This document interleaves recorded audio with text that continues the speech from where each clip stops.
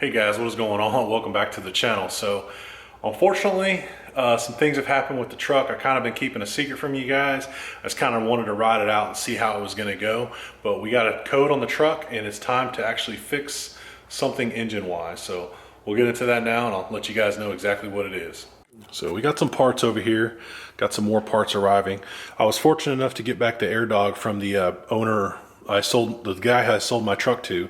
He was pretty cool, and he just gave me back my air dog that I gave him with that truck. So thank God for him. That saved me quite a bit of money. But we started disassembling the motor. We'll go ahead and show you that now. So like I was saying, bought the truck, had 189,000 miles on it. On the way home from driving it back from Tulsa back here to Oklahoma City area, it was about 2 hours. First 45 minutes into the drive, everything was great, no issues, and all of a sudden I got the coil light. So I started text messaging one of my good buddies, Cam Piggott, who's at Everything Diesel, and then Brandon Cargill, who's also on Cargill 450, I believe is his YouTube channel. I'll put their names down below and link to their videos in the description. But kind of going back and forth with those guys. It's a 5.9 truck, so I think both of them have 6.7s. But with this truck, it was I had the coil light, and it was either a fault in the actual grid heater or high return rates on the injectors. As you guys can see where this is going, it's not the grid heater. So I got the P1222 code on a check engine light, and we all know, if you don't, high return rates on injectors can burn down a cylinder or a piston. So cosmetics on this truck are on hold for a while. Needed to replace the injectors. Injectors, as you guys know, are one of the most expensive items you can replace on this truck, and stock OEM injectors are dang near the same price of a aftermarket upgradable injector. So decided to fix my fuel system on the truck, and after talking with a few people, decided to go with some new injectors, CP3 and a turbo. I will actually do an unboxing on those and kind of give you guys more detail, so you have to stay tuned for that. But as you guys can see, we got the engine starting to tear down. I haven't ripped into the fuel system too much lately. Got off the intake horn. I'm about to replace the fuel filter canister there. I got a fleece block off plate so we can get rid of that. Took the intake horn off just so I can get the grid heater, and I'm gonna have to take all the fuel lines off. So got that blocked off now. Turbo's fine. There's no shaft play. Everything works great. But we were fortunate enough to get somebody to help us out with a turbo, so we're gonna be doing a drop-in. Like I said, when that comes, we'll fill you guys in on that. Not sure if you guys can see, it's kind of hard, but because of the sun coming in, but we ended up doing the reverse level on the truck. I put the shackles on. There's just 2 bolts that are holding it on. I just jacked up the tail with a jack and some blocks, took out the bolts for them, put the new shackles in, dropped her back down. I got about 1.5 inches of lowering out of what they said were 2-inch drop shackles. Of course, the truck's been sitting. It hasn't gotten any miles on them or anything like that, but we'll measure it again once we get that done. You guys took the grandpa steps off. I'm so glad those things were off. Those things were a piece of crap. They were not fun to get off, but I got the bucket. You guys see some wiring down here. We're gonna go ahead later on and install this air dog 225G that I got. I was fortunate enough to get from Air Dog. They hooked me up on that, and we're gonna do a Beans diesel sump. So I have it hooked up right now to where where the return's gonna go back in here, but I'm actually gonna go to the top of the tank. This is a 5-inch ID outlet for the sump, and as you guys can see right there, it'll get plenty of fuel. So we do have some fleece parts here. Let me open up that box and show you guys what's in there.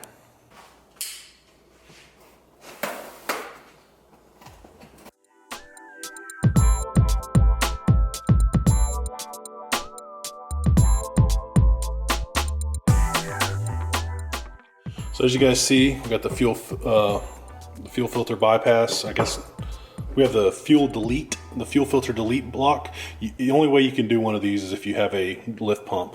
And since we're doing the Air Dog, it'll be definitely good for us. And then we also got a fleece oil feed line.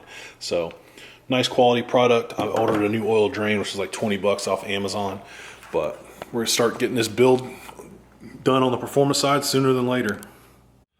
I couldn't say I'm upset about this, but at the same time, like, I had plans, and I'm a person that's a planner.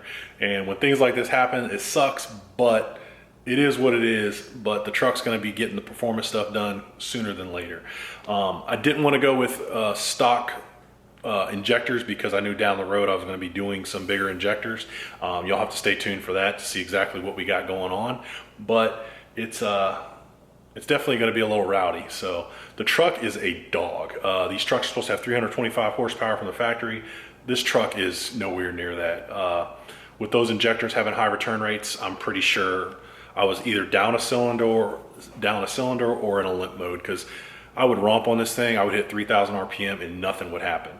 I know I'm coming from a 6.7 with a second gen swap, but it should have something more than this. Even my truck's stock, my last truck with a 6.7 and just the stock turbo, it had a lot more go than this thing. So I kind of took it as, hey, it's just an older truck. Being a little ignorant, didn't know any better. But knowing what I know now, and after some tons of research and talking to a lot of people, we got this narrowed down to exactly what needs to be fixed. So hopefully you guys stay tuned, watch the build. Performance side's coming a lot sooner than later. Transmission is still a little bit down the road. We're going to do a transmission filter change. I'm going to do a flush of the transmission, and I'm going to tighten up the bands and get those things dialed in to where it'll be good for the time being. I'm not going to be beating on the truck just like my last truck. I didn't beat on it because I knew what the Achilles heel of that truck was, and it was this transmission. And as everybody knows, Dodge's weakness is the trans. So going to be a good boy for that. I'll get on it when I'm on the road or on the highway, when I need to get around people, but nothing other than that. It's just going to be strictly my daily driver. It's going to have some power, but we're going to dial it down just to be on the safe side.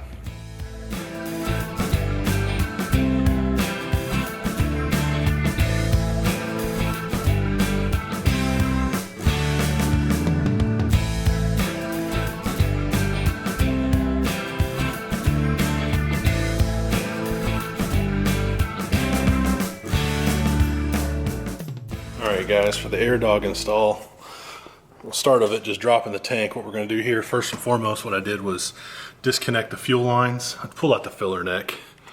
That son of a gun's right there. But pull out the filler neck, got the fuel lines out of the way. As you guys can see up there, there's the return and the supply and the electric hookup for the fuel sump, I guess you could say, or the stock fuel lift pump.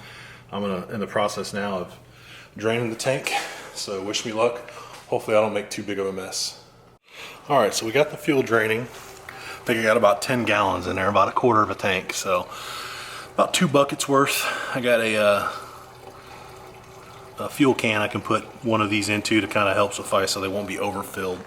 Started working on the actual fuel filter bowl delete. So as you guys can see right here, there is a banjo bolt here with the crush washer. I'm not sure if you can see it, but that's your fuel return from your CP3.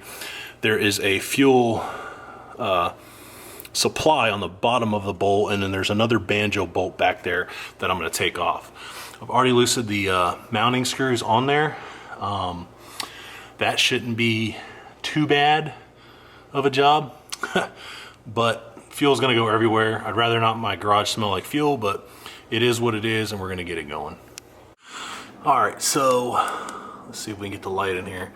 So here's the lines we're talking about. There's your return line, and the front is your supply line that goes to your, excuse me, yeah, what the hell am I talking about here? This is your fuel line that feeds your CP3, which will be replaced by the air dog. That back one is your return line, the one you see there, and this one is also a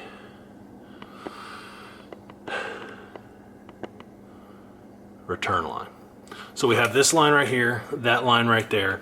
The line that's right here is our actual fuel supply line from coming from the filter bowl. But since we're going to be doing a air dog, this will be replaced by a quick disconnect, and we'll get it in there. This thing fought me like crazy. I'll show you guys what I'm talking about.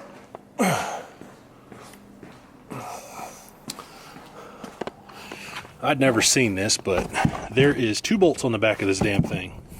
There's one that holds on the supply line and one that holds on a return line.